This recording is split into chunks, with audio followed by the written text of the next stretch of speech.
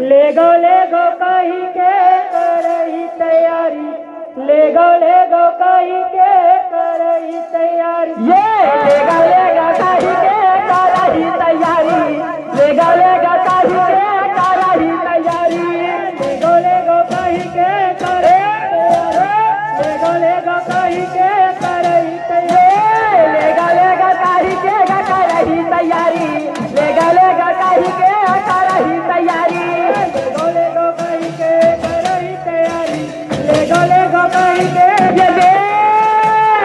चाहिए साथ करो हिलारी, ले गो कही के करही तैयारी, ले गो कही के करही तैयारी,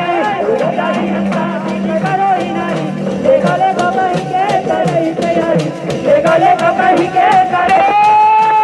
चाहिए साथ करो हिलारी, ले गो कही के करही तैयारी, ले गो कही के करही तैयारी,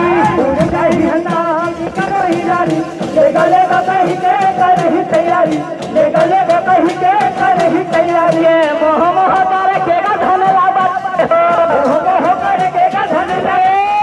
मोह करके धन लावत रे हो,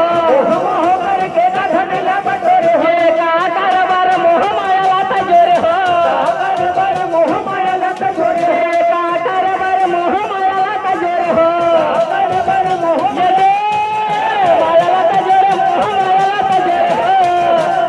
हो माये माया लात जोरे मोह माया लात जोरे हो, लत जोड़े, मोह माया लत जोड़े, ये काम नहीं आए तेरे धन ले से जानी, ले गले के कही के करही तैयारी, ले गले के कही के करही तैयारी, ले जाइए ताजी करो हिनारी, ले गो कही के करही तैयारी, ले गो कही के ये दे शादी करो हिनारी, ले गले के कही के करही तैयारी, ले गले के कही के करही तैयारी, ले जाइए ताजी करो हिनारी, ले गो कही के करही तैयारी, ले गो कही के ये दे शादी करो हिनारी, ले गले के कही के करही तैयारी, ले गले के कही के करही तैयारी,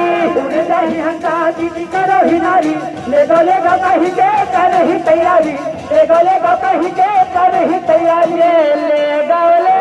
कही के करही तैयारी। बोल परम पूज्य गुरु घासीदास बाबा की जय।